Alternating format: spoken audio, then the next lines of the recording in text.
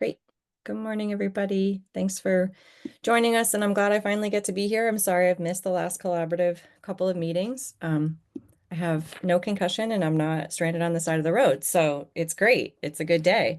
And thank you to Kaylee for stepping in. It's so nice to have other staff who can help out, which we're really excited also to introduce Kevin Rice, who is our new finance and program manager, and he'll be talking a little bit more about his work in a couple minutes after we introduce ourselves. So can you see the introduction slide? Did it change for you? Perfect. So I'm Stephanie Cavino. I'm the executive director of the Blackstone Watershed Collaborative. And if you want to go around and introduce yourself, name and affiliation, and then do you have a green thumb? If so, what are you growing right now? I have the blackest of thumbs. When I kill plants, I give them to my mother and say, please bring this back to life. So I am not the gardener in my family at all. Haley, I'll hand it to you. Hi, everyone. I'm Kaylee McLaren. I'm the restoration manager at the collaborative.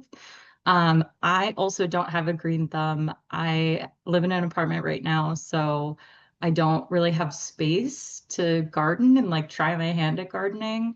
I do have a monstera right now that's a couple years old, just a house plant that needs to be split and repotted. So hopefully I'll get to that this weekend, but I would love to be better at it in the future. Thanks, Kaylee. Kevin? Hi, everyone. I am Kevin Rice. I'm the Finance and Program Manager for Blackstone Watershed Collaborative, and I'll talk to you more about who I am a little bit later. We have one succulent that my wife's been able to keep alive for a while, which is water it once a month. Other than that, yeah, no, we have a bunch of fake plants because our cat likes to eat all of the plants that we do try to have in the house. But yeah, so no gardening for me. Thanks, Kevin. Ted? Hi, Ted Bove with the Blackstone River Watershed Association. Um, I've got a light green thumb. I think it's more a matter of energy and desire, and that's kind of at a point where I do tomato plants, and they are doing really well this year. So the little bit I do this year is working quite well. Nice. Thanks, Ted. How about Danielle? And then we'll go Peter and Drew. Morning, everybody. I'm Danielle Moore. I'm the Watershed Outreach Manager at the Narragansett Bay Estuary Program. And I would say, similar to Ted, I have a couple of house plants around, but I'm in an apartment too, so not a ton of space for a big garden or anything like that. Okay. Peter Coffin with the Blackstone River Coalition, Blackstone River Watershed Coalition, and Town of Mendon Concom. This time of year, it's blueberries, and I can't take credit for it. Kudos to my wife for spraying the occasional organic spray, and my son for putting up the netting to keep out the birds. But it's been a pretty good season. We need more rain. Thanks, Peter. Drew, and then we can go Heather, Greg, and Donna. Hi, everyone. Drew Powell. I am the new Urban Resilience Regional Coordinator with RIDEM. So this is my first time at this meeting, and I'm really happy to be here and happy to learn more about the work that y'all are up to. I've had a green thumb in the past, but it's been a long time since I've been in a garden, so really not sure if it's still green. Well, welcome. Congratulations on the new position. I'm really excited to continue working with you and maybe chat afterwards about some more specifics. I heard that you were getting hired and I was very excited, so welcome. Heather? Hi, I'm Heather Perry with the Blackstone River Coalition. I'm the water quality coordinator. And I don't really have a green thumb, just sometimes I get lucky and find the right plant in the right spot. So I have a lot of cucumbers this year. I'm giving them away to anyone that will take them. So I feel like I lucky this year, but I try. Nice. Cucumbers are pretty good harvest. Greg, Donna, Eric? Greg, do you want to go next? Hey, Greg Dorschler, volunteer with the Greater Worcester Land Trust and Worcester resident. And I have an old peace lily plant that I bought 25 years ago. It lived in my former office at Clark University for a while, and now it lives at home. And a couple of years ago, finally figured out how to harvest seeds from it. So I've been growing little baby peace lilies, and they keep expanding and multiplying. And I've got a whole bunch of seeds growing right now on the plant that I'm hoping to harvest in a month or so and make even more little baby peace lilies. So Nice. Thanks, Greg. Donna? Oh, you're on mute, Donna. Donna, you're on mute. There you go. Very cool, Greg. That's awesome. Donna Williams, Blackstone River Coalition and Blackstone Heritage Corridor Board. I am a gardener. That's what I do, spring, summer, and fall. So I'm about to make peach jam from our fabulous peach tree. That sounds wonderful. Yeah, I remember you talking all about what plants you were growing this spring, so that's great. Eric and then Judy. Good morning, everyone. I'm Eric Reichritz. I'm the superintendent of Blackstone River Valley National Historical Park. The old saying is that opposites attract. So I have a green thumb for indoor plants, and my wife has a green thumb for the garden and flowers. And it's been a great year for jalapenos and habaneros and okra, sort of those southern plants that like hot and humid conditions. So I'm a very happy camper these days. We definitely had that. Judy, and then we'll do Wayne, Connor, and Nick.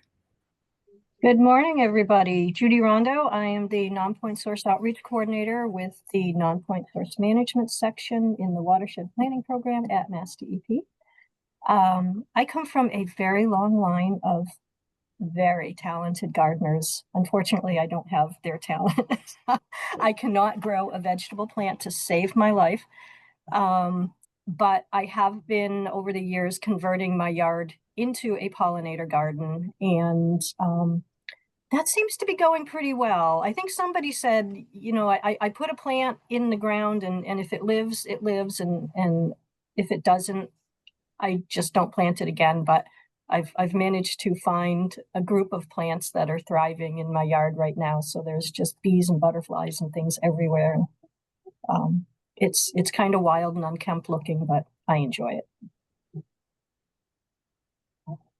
Hey everyone, Wayne Bates with Time Bond. I'm a director of climate resiliency and sustainability for our firm. I have 3 adult children who have come and gone to the house at various points in time, have left their house plants behind for us to tend to. So I have a window filled with plants that get in the way of the shade every time we try to put it up and down, and constantly asking them when are they going to take their plants. But other than that, they bring us joy because they remind us of our kids. Nice. Thanks, Wayne. Connor? Hi, my name is Connor. I'm a summer intern with Senator Reed's office. I've got a little bit of a green thumb. Mostly I take care of some succulents inside the house. And then my family, we also grow tomatoes and basil outside. That's always a good combination. If I grew one thing, if I could snap my fingers and be really good, it would be tomato and basil. Yeah, very good together with some mozzarella. Yes. Nick?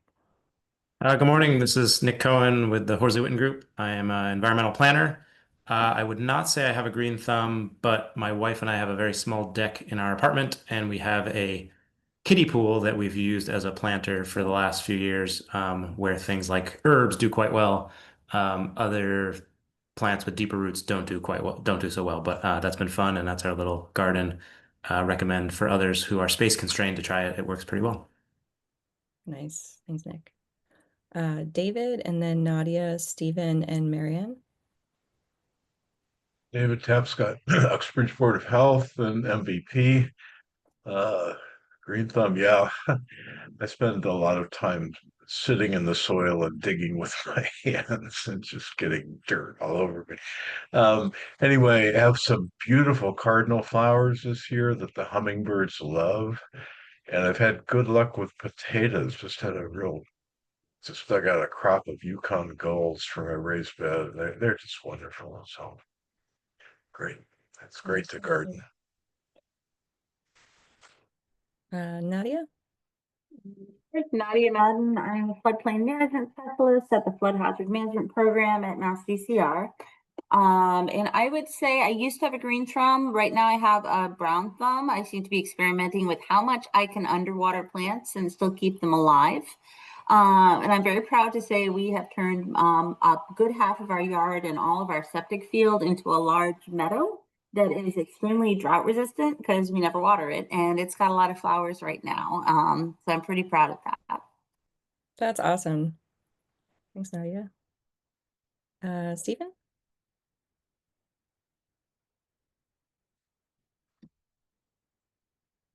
Or we can come back to you maybe.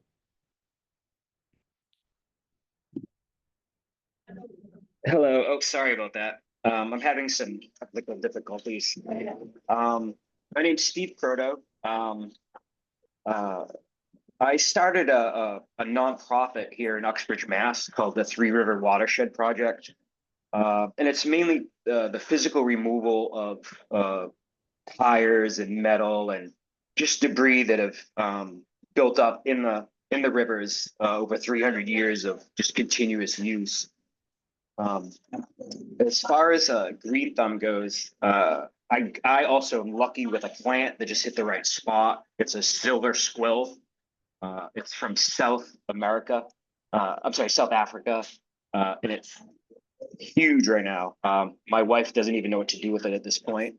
But I have better luck actually with mushrooms, specifically pink oysters and lion's mane are the two biggest crops that I get right in my basement.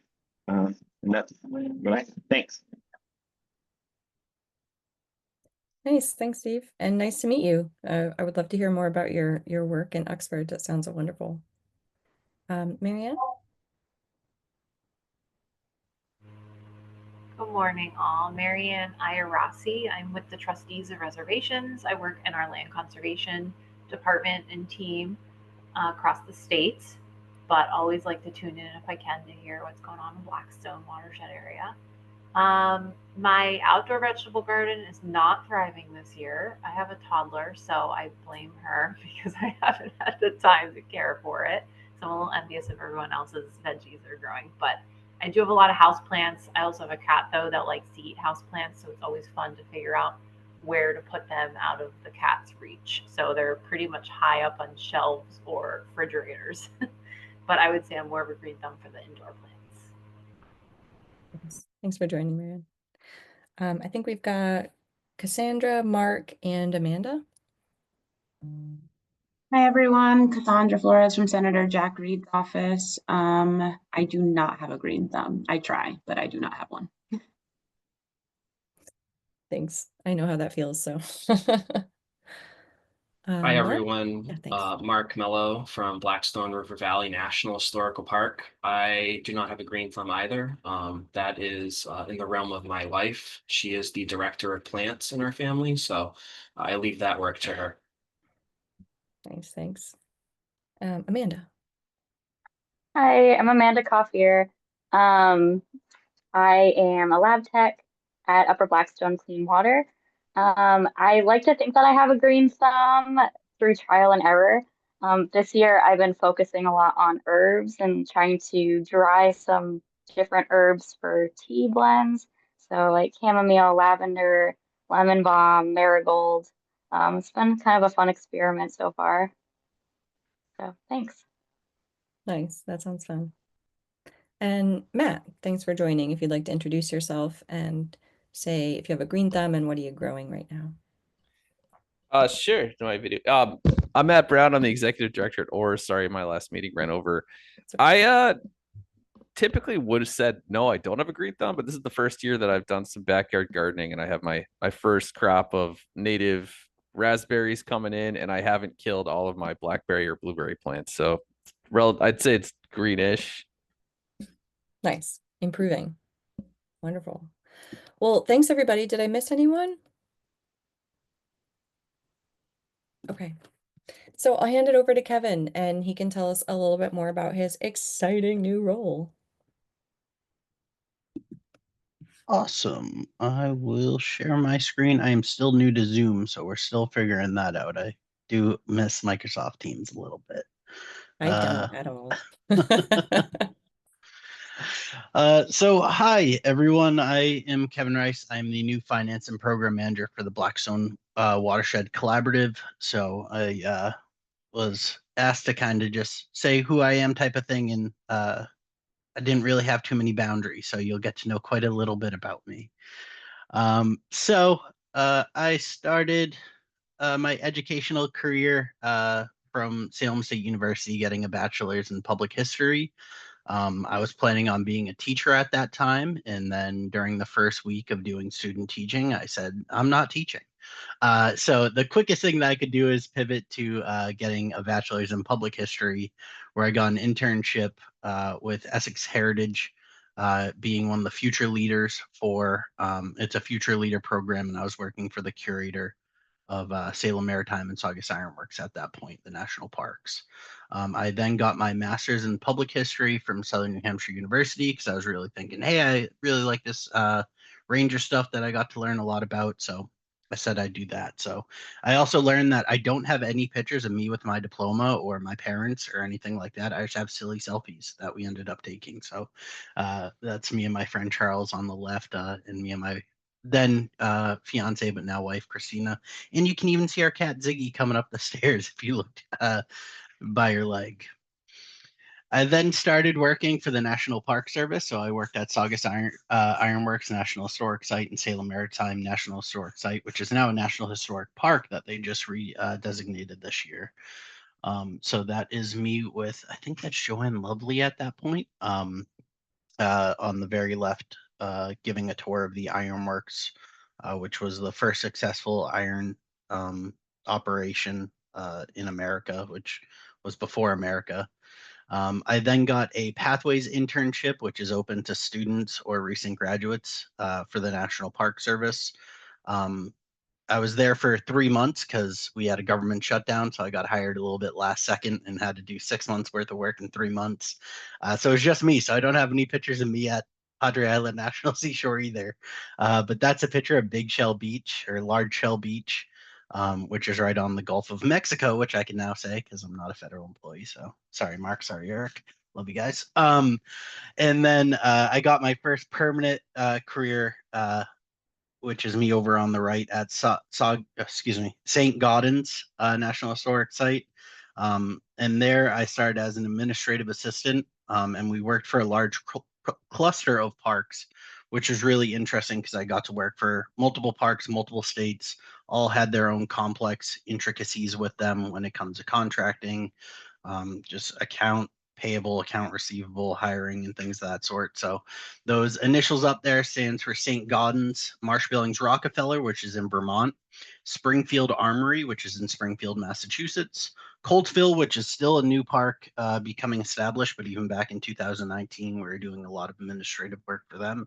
And then SI, which is the Stewardship Institute, which is run by the National Park Service, which is really all about being able to teach and learn, and really bring up folks in the National Park Service to become more leadership oriented. So got to work for a really large group of people, which was really great because it got me into the meat of what administration really looks like for the Park Service. So once I started doing that job, I was like, you know what, maybe administration's a little bit more fun, and maybe I shift that way. So in 2023, I was actually hired at Blackstone River Valley National Historical Park in Roger Williams National Memorial, Bolton, Rhode Island, and I also had a lot of collateral duties at New Bedford Whaling Museum in Massachusetts, or not museum, historic park in New Bedford, Massachusetts. So I was hired as an administrative assistant there. So on the very left is actually the first picture I took before I was even hired. We went and took a little trip to Old Slater Mill to see what my stomping grounds would look like. And I was able to do a lot of work as an administrative assistant, but we realized pretty quickly that I was doing more than just the administrative tasks. There was a lot more collaboration. There's a lot more working with partners. So I then became the management and program analyst for the site. In the middle towards the left picture is a picture of me and a group of people at the Horace Albright Training Center, which is kind of sad right now if you read up on what's going on with that. But that was at one of my fundamentals courses where I was able to meet a lot of really great people. There, Casey's from Olympic. We have someone that works at Lincoln Birthplace. Zach is he counts horses at Mesa Verde. Like, never knew that was a thing. But being able to really get to know a lot of people within the organization was really helpful because you get to learn kind of the scope of what's going on. I also got to do a lot of kayaking, which is always very, very nice. And then just really helping out anywhere that I can, which I really try to pride myself on no matter what my role is. So all the way to the right is me helping dig a big hole in the raceway between the Blackstone River that would feed Slater Mill and Wilkinson Mill for structural supports. So I got to do a lot of really amazing stuff with them. Really treasure my time with them. I know Eric and Mark are on the call, not trying to pump your tires, but it really was a fantastic opportunity and allowed me to actually meet more partners like the Watershed Collaborative, like Friends of the Blackstone and folks like that. That made me actually care about the river. I didn't know what the Blackstone River was until that first day that I showed up and said, "What's that water running next to it?" And why is the title not Slater Mill Historic Site? Why is it Blackstone River Valley? So 2 weeks ago now, I made the transition to become, oh, sorry, we're jumping. What do I do when I am not crunching numbers? So in all these pictures, you'll see me and my wife. We really are best friends. So pretty much any picture that you see of me having fun usually comes with her. We are roller coaster junkies. Our coaster credit, which is how many coasters you ride, I think we're up to like 113 right now. And in a couple weeks is our anniversary. So we're going to a new park and try to get up to 120. We also live, if you can see in that middle picture, we live in Salem, Massachusetts, which we call the Halloween capital of the world. Halloween is massive, always has been. My wife's from Rhode Island, but Halloween's always been something really important to her. So the fact that I've always lived in Salem and it's Halloween for 4 months out of the year, and the other months you can still find people walking around in witch hats, just as a cherry on top. One of my favorite stories is that she used to stop trick or treating 2 hours early so she could go home and give out candy to kids, even as a child herself, because she wanted to see everyone else's uniforms. We also love traveling, so that's a picture of us at during a White House tour. It's something that we love doing, going to random places, not just DC, but random places like Cooksaki, New York, because they have a cool little flea market and things of that sort. So we always try to travel as random much as possible. And you can see my favorite pose on roller coasters is acting like I'm passed out in the picture. So on the very left, that's on Sky Rush at Hershey Park. On the very right, that's actually at a roller coaster that's no longer a thing anymore. That was King Ka in Six Flags, New Jersey, which was at the time the fastest and tallest roller coaster in the world. They actually demolished that a few months ago. So what am I doing here? Number one is I love the collaborative. I love what we do. The mission of being able to raise up all the organizations around us that have been working so hard, working alongside each other to try to use each other's strengths, is something that I really love. But when I'm actually sitting in this desk, I'm doing accounts payable and receivable, grant compliance and reporting, subcontractor compliant documentation, getting our subs paid, serving as a representative of the Blackstone Watershed Collaborative at public programming and some partnership meetings where I might be most helpful. So I think things like the Fish Passage ongoing meetings that we always have, being able to come with different points of view is always helpful. And the fact that I've been able to work for the national park for a few years has helped get really the perspective of a lot of different sides of the discussions. And then really just whatever I can do to help. I've always tried to be the person that will step up whenever maybe my job description doesn't say I should be doing it, but we need some help. So I'm always happy to be able to do that as well. So I have a new contact. So if you have worked with me before, you probably have a phone number that starts in 401 for my contact information, which was 401-318-7155. That is no longer my number. You now get direct access to Kevin Rice, which is 978-578-0117.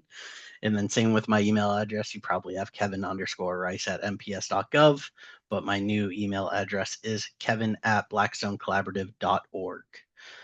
So thank you all for welcoming me. Happy to chat more. Happy to see wherever we can collaborate. The Three River Watershed Project got my ears perking up. So I was like, let's pull some tires. Kaylee and I were just trying to do that a couple weeks ago. So yeah, really happy to chat more with anyone. Reach out. I'm always here. And I really appreciate you guys welcoming me. Thanks so much, Kevin. Yeah, Kevin not only has some financial chops that are going to be really helpful, but also, as he said, he's one of the most like gung-ho game, let's go do a fun thing person. So that's what you need in the nonprofit world, as everyone probably knows. Perfect. All right, so we'll get into some of our updates here. For academic partnerships and research opportunities, Kaylee? Yeah, so I'm sure most of you know we've been working with Claire Fur Goldberg, who's a student at Clark University. She's a grad student, and she's been doing some really awesome work around GIS and the Morley Field project in Pawtucket. So she's compiling her findings and creating a story map. So we're hoping that that will be available and ready to go by our next collaborative meeting in September, and hopefully she'll be our speaker. So if you're interested, definitely check that out in September. Thanks. So we're also working with Mallory McPherson from Rhode Island School of Design, and she's been combing through all of the different municipal, historic, and regional reports around restoration and access and stewardship on the Blackstone, which is a pretty monumental task.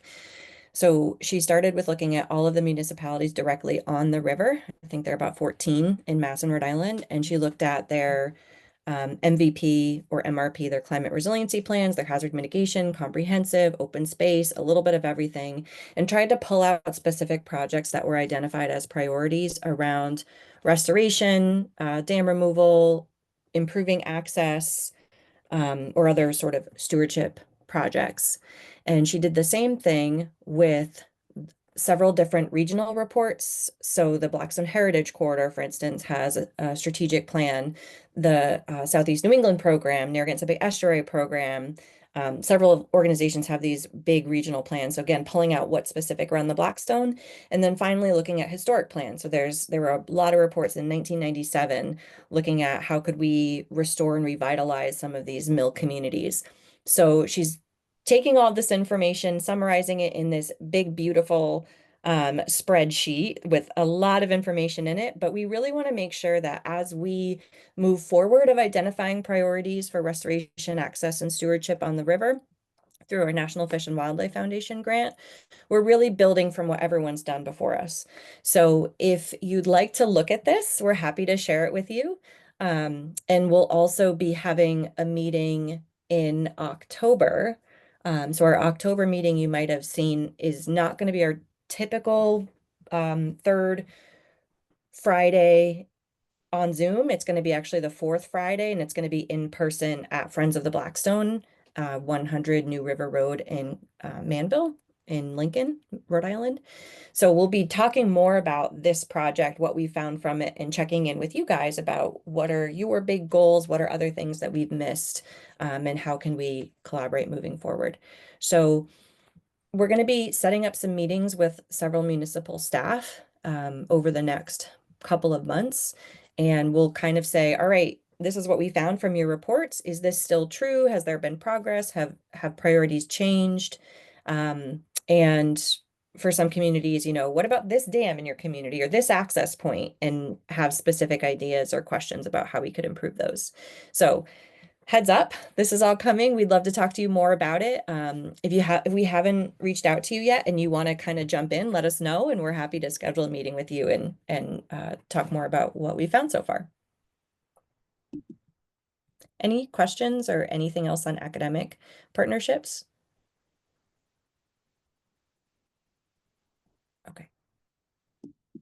Anything for bikeway or greenway updates that folks want to share?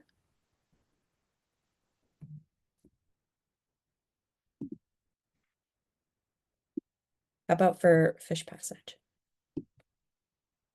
We had a walk and talk last month with the Community Advisory Council, which went really well. And it was nice to be able to look at where this fish passage will go and meet with some of the local staff from Pawtucket. We also talked about portage and the challenges of incorporating portage within the fish passage project, because you have to be at least a couple 100 feet above the dam. You can't get out of the river right above a dam because it'll kind of pull you, and it gets pretty scary when you get close. So we're trying to figure out where we could put portage. We had originally thought we could put it on river left, but we don't have the room there with the parcel that we don't yet have control over, but we're hoping to get an easement for. The state of Rhode Island's hoping to get an easement for.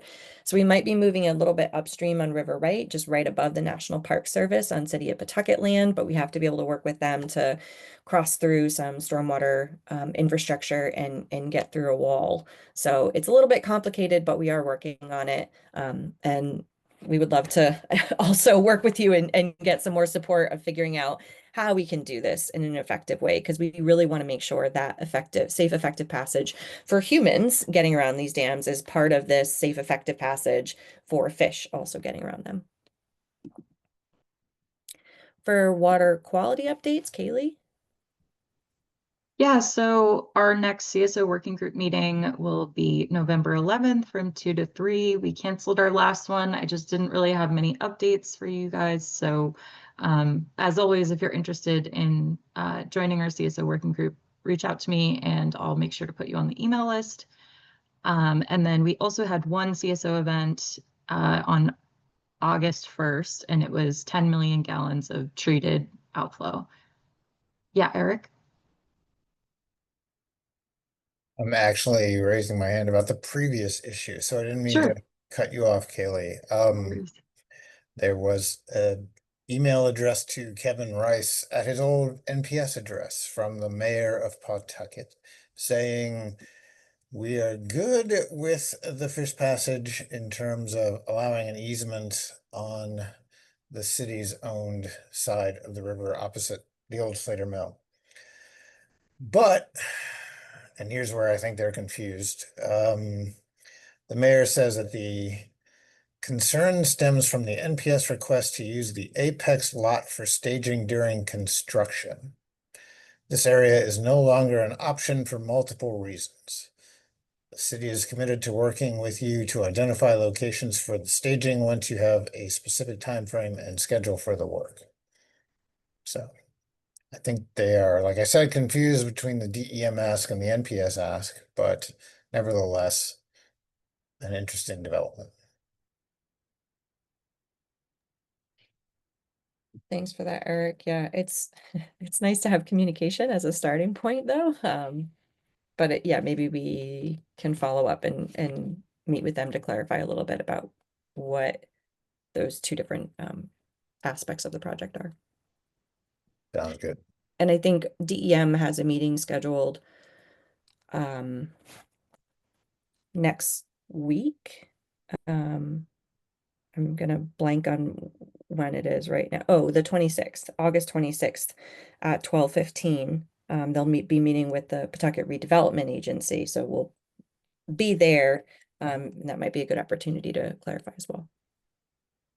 Excellent. Okay. Great. Anything else on fish passage or on water quality that folks want to share?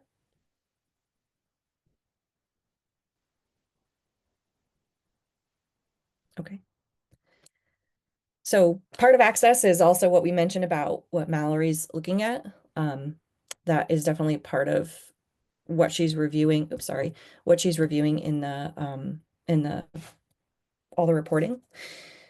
But also so why everyone is saying at the beginning of this meeting, me and Kaylee and Kevin all have poison ivy, and I hope that no one else does, is that we did this Singing Dam portage cleanup. So Singing Dam is interesting. It's Tricentennial Park. It's a dam in Sutton, Massachusetts. And it's actually one of the only or most intentional sort of portages on the river, where they specifically created this ramp to get out of the river with railings and a sidewalk, and then a crosswalk with signage and a lovely ramp getting back down into the river. They built it 20 years ago in 2005, but it hasn't been maintained. And so you can see some of these pictures about what it looked like when we first got there. There were like trees hanging over it. You couldn't even see the very front of the path. So we worked with the Blackstone Heritage Corridor and Friends of the Blackstone to clean this up over a few hours. And we took out a lot of invasives. And now you're able to just easily walk right down to the river. So we're hoping that not only is this easier for paddlers, but also is just a really wonderful access point on the river for people to just kind of be able to mosey and walk down, whether they want to fish or bird watch or photograph or whatever it is. So thank you so much for everybody that helped with that. It was a really successful day.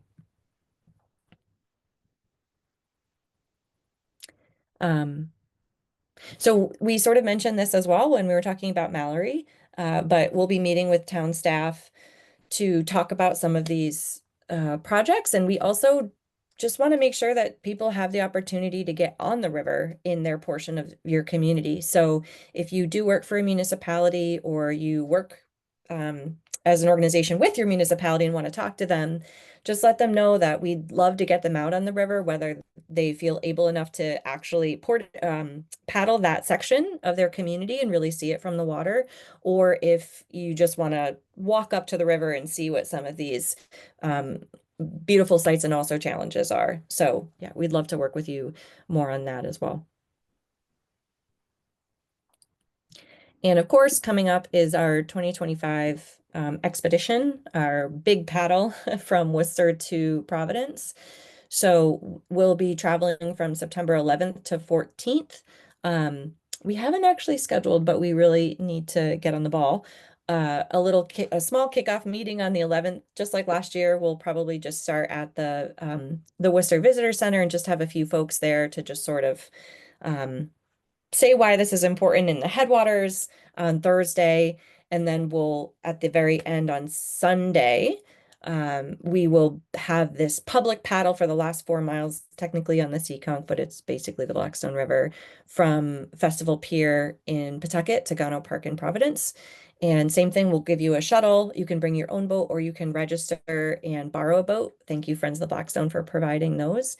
It should be a relatively easy paddle. It takes about an hour and a half or so. And at the end, we're about a 1/4 mile from Narragansett Brewing. And so we'll have a celebration there. We're going to have the river model that we've been working on and Emily Vogler created over the past year or two.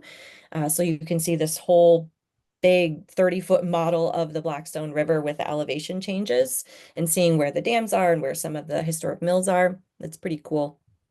And we'll be talking a little bit about why this is important, what this NIFWIF project is, what we're gaining from the community, what our sort of focus will be into the future. And hopefully we'll be able to also schedule a couple of other small public paddles that we can give you the dates for and you can register, because that's something that we've heard a lot, that people really want to get on the river in different sections. And we want to make that possible. We want to make sure we do it in a safe way also. So if it's not already there, we'll get you the link for registration in the chat, and we'd love to see you on September 14th.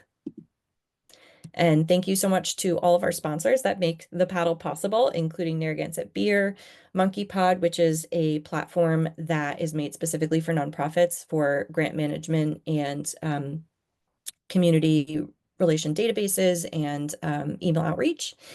Also, Tie and Bond, Horsley Witten Group, Fuss and O'Neill, and the Blackstone Heritage Corridor. So thank you to all of these sponsors. For dam removal and restoration, we attended a field trip in Sutton with the Environmental Business Council of Massachusetts, or New England, I think, actually. And it was at Merrill, this series of ponds called Merrill Pond Wildlife Management Area. And we've always said that as soon as Homebrew Dam comes out, that's going to be the first dam removal in the watershed in basically modern history since 1912, which is when American rivers started tracking dam removals. And then Mass Wildlife snuck in here and did some dam removals, but didn't tell anybody about it. So we're sorry that we were liars when we said that previously, but we're really excited that we've learned about these. And we've asked Mass Rivers to, we've asked Mass Wildlife to please write these up and put them in the American Rivers database so that they're properly documented. But it's a series of 7 different dams, 4 of which were removed, some of which were transitioned into culverts, some were restored, and some were kind of in okay condition and they left. But it's pretty interesting project as they sort of had to work with each site and figure out what they needed for each of these dams. And they've worked from 2012 to today. There's actually the last dam removal is still currently ongoing. It's under construction. But we have followed up with them to ask to work with Ty and Bond and Mass Wildlife. And we're going to be creating a physical sign to put on the property and tell people like this happened here. Look, it's a beautiful area. It's not just this ugly mud pond, which is what people are always scared of after dam removal, and talk about the different aspects of the work. We also want to write up a case study and share that on our website and with all of our partners to make sure that people are aware and talk about some of the interesting challenges as part of this project around, there was a lot of confusion and complication around ownership. There was a rare species there that they had to change their project, dewatering. So there's a lot of interesting aspects. And also we're working with them to hopefully write up a little bit longer article that Mass Wildlife can put into their magazine. So we're really trying to get this project out there because we never knew about it and we want to make sure that everybody does know about this great project. Because we have done dam removals apparently in the Blackstone and they were wonderful and successful and the community supports them. So we want to make sure that we can build from there. Anything else on dam removal that folks want to bring up? Okay. We're really excited to share that both Grafton and Douglas have received DER culvert replacement grants. We just heard this news yesterday. So we helped both of these communities in our watershed apply for engineering and design funding for one culvert in Grafton on Merriam Road, which they've applied for before. But now they have a little bit more information and support for. And then in Douglas, Webster Street and Wallace Street. So those are 2 culverts. There's one replaced culvert already in the middle, and it'll open up this big channel. We're still waiting to hear back about some MVP action grants from several communities in the watershed, as well as a dam and seawall program grant, which would fund 100% design and permitting for 2 dam removals in Douglas at Hayward Landing. So lots of balls still in the air, but we're really excited that some of these projects are moving forward. I feel like we've existed. This collaborative has been here for 4 years, and these are some of the first implementation that we can really get to. So it takes a long time to build this, but we're very excited that we're transitioning into that. Are there any other yeah, go ahead, David. Yeah, I just wanted to mention, yesterday I was out in Marlborough, Mass, which isn't in the Kitticut watershed, but it's the Assabet River. And there's a group in Massachusetts that people are probably aware of, but sponsored by Mass Ecan, yeah, and the Rhode Island, Massachusetts DER, Division of Ecological Restoration, and they do some. It's called a Dam Busters. They do seminars about every month or so to cover certain topics about dam removal, which are usually highly informative. And then they do these field trips, and there are about 30 people there to look at this very unique situation on the Assabet. They're really a good group to sort of hook up with if you want to stay in touch with the current state of the art of dam removal, and including permitting issues and all that. And Mass Audubon is working heavily invested on a legislative level to try and get permitting streamlined. So I can put the information in the chat if people want to access them. Yeah, thanks, David. Yeah, that Dam Busters program has been going on. This is in their second year now. And it's, like you said, incredibly informative. They record all of their webinars and then they share them out. So yeah, that's wonderful. And then there's separately, so that's Mass Rivers with Charles River Watershed Association and DER. And then there's also Mass ECAN working with DER, who has a dam removal working group for practitioners, which is a peer-to-peer learning opportunity, who's also planning several site visits. So there's a lot going on right now on dam removal for sure. Steph, it's Donna. I'm sorry, I can't find my hand to raise. That's okay, jump in. Just as far as the Grafton culvert repair, redesign and repair, that's fabulous. We walk there almost every day. It's around the corner from our house. And it's prime beaver territory. They constantly dam up that culvert. So I'm sure you're nodding your heads, you and Kaylee, I know you know that. And I'm wondering if there's, beaver deceiver installation or just the design of it will accommodate the beavers.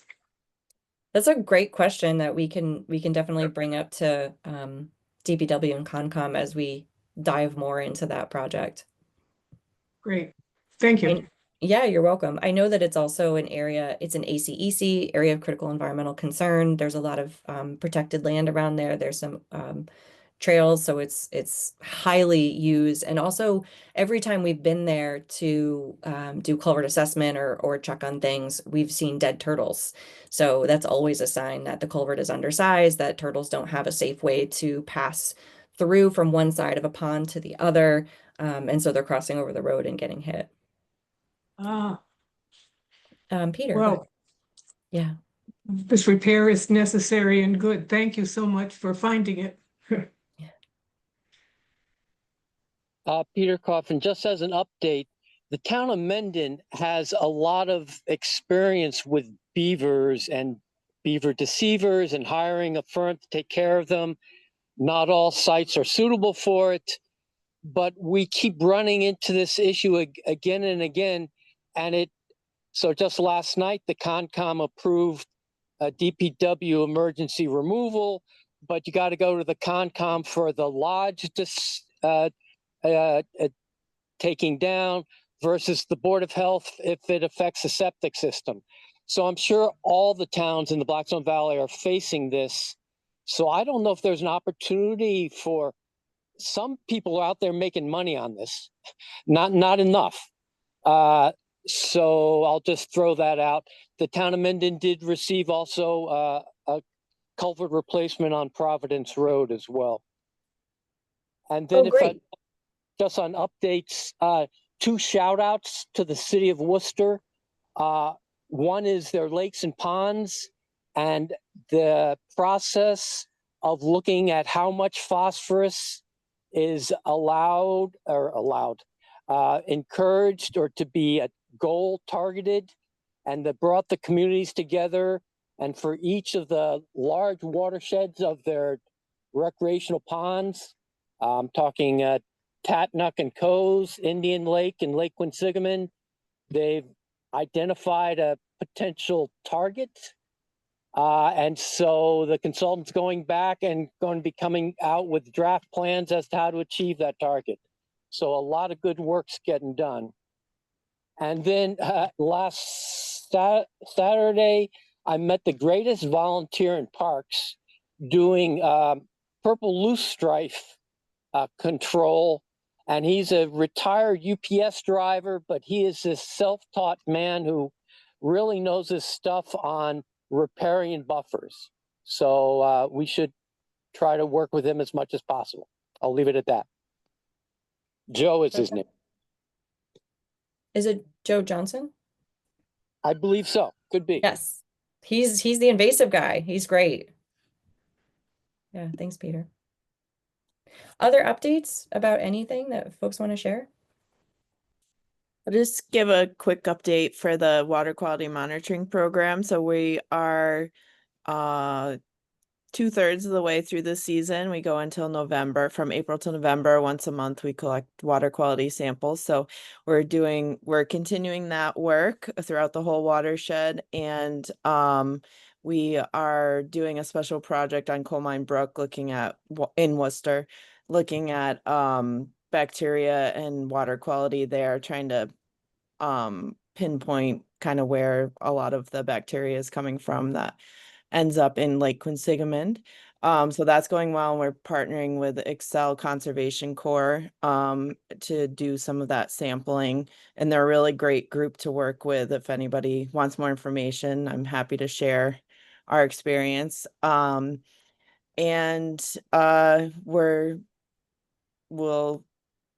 and if anybody would like to volunteer, we're always taking volunteers. And thanks for letting me give the update. That's it. Thanks, Heather. Nadia, did you want to share your update as well?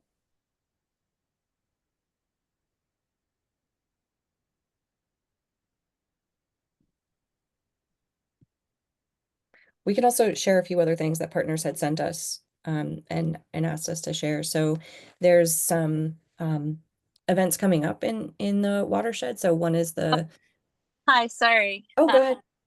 Yeah. I just did want to share for communities in the Blackstone watershed. I know we came and spoke about the FEMA mapping update process. USGS has come out with some revised preliminary maps for I think 21 communities out of 30 in the Blackstone. And so those of you who work at a town hall, your select board should be getting letters about that fairly soon if they haven't already. Thank you. I'm glad that process is moving along. So from Mass Rivers, they'd asked us to share there's several different workshops coming up on rainwater readiness between September and November. And there's an in-person workshop in Worcester on September 25th to talk about strategies related to bylaw updates, stormwater asset management, regional stormwater cooperation, stormwater utilities, etc. So I think that is a free workshop, and you guys can register. There's a link in the notes here, or we'll get them over to you.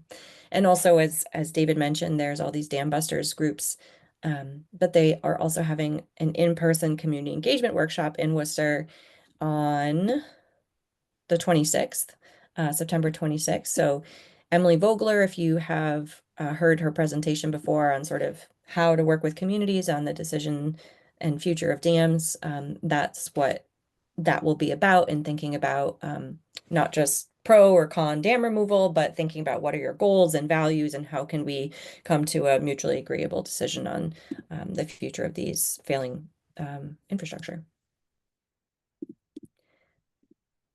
Also, Kaylee did some really exciting work since day one. I've always wanted to just sort of like put in an address and be like, is this in the watershed, and what's in that area and what's going on, and have sort of a watershed specific map. And so, Kaylee, do you want to talk about this? Yeah, absolutely. So as we know, we're a bi-state watershed. It can be really tricky as a GIS person to aggregate the Mass data sets with the Rhode Island data sets. Sometimes they're done differently. Sometimes, they have different information. So I kind of went through and kind of did like an apples to apples thing, kind of merged like data sets, really so that you can visualize data better. So there's lots of really great layers in there. It's also great, as Steph said, if you we see projects all the time that are maybe in like Shrewsbury that's like half in the watershed, half out of the watershed, and we're like not sure if it's specifically in the watershed or not. So then you're like, oh, it's on this road, and this road, travels within the watershed and outside of the watershed. It just gets really confusing really fast. So the base map has a search feature. So you can look up an address, and as long as you have the watershed layer turned on, you'll see whether or not it's in the watershed.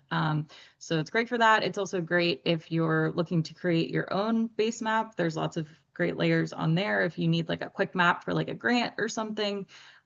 It's a really good resource. So I hope that's helpful for people. We don't have downloadable data on our website just yet, but we're planning on having that very soon. So in the meantime, if you do need the data layers for anything, just contact me. I'll be happy to send that over, and hopefully that'll be on our GIS page soon. Thanks, Kaylee. And as you use this, if you find that there are other things that you would like to see or something's missing, just let Kaylee know, and we'll get to it. Heather. Hi, is that something we could add like the water quality stations at? Because I have them all, like, I have them for like when I make maps and stuff too with lat long and everything, so I can send Yeah, that. that would be awesome. I would love to add that. Cool, yeah. We'll talk. All right. Perfect. So we have one more thing that folks asked us to share. Kaylee, do you want to talk about this one? Yeah, sure. So if you're in the city of Worcester, they're doing this effort to recycle textiles. So you can click on this link and figure out how to do that. So if you have old clothing, shoes, accessories, blankets or sheets, even if they're torn or stained, the city will be recycling them, which is really great. So if you're interested, I will drop the link in the chat for that as well. Thank you. And now we'll actually stop talking at you and you guys can talk. Matt, go ahead. Sure. Yeah, I have some updates. So so I'm sure some of you attended. I had a family medical situation, but we had our one of the projects we're working on, our Wheeler Pond Dam, was the Dam Busters site tour this week. So I heard that went really well.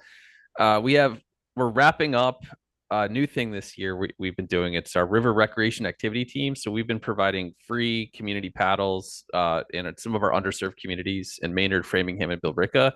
And so far, we've introduced about 150 new people to paddling and to paddling in the Suasco. We have a number of additional dates before we finish up in September. So if you go to our events page, you can check it out. And if you're in the area, feel free to sign up. It's been really fun, although the water's getting kind of low and gross right now.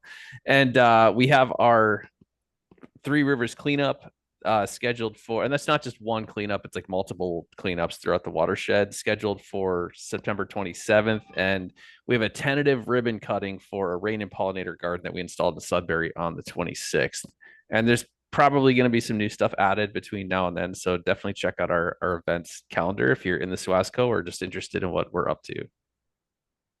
Great. Thanks, Matt. We hope to follow suit soon of being able to host those paddles and getting people on the river. If you want to talk about the process, I'm happy to, because it's been a year or at least a season of learning.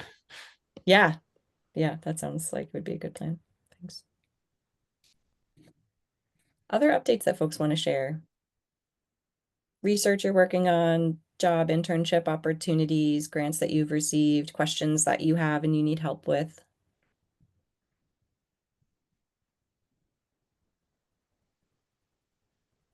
I learned that you have to give people really awkward long pauses for them to talk, so I'm just going to do that.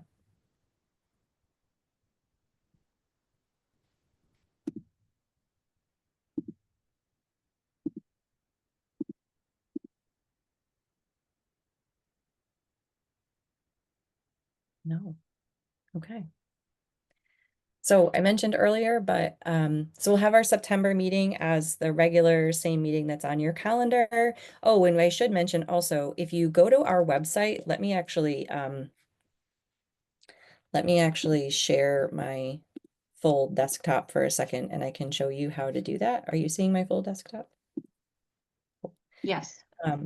So if you go to our website and you go to meetings, there's a button here and that's how you download our calendar invitation.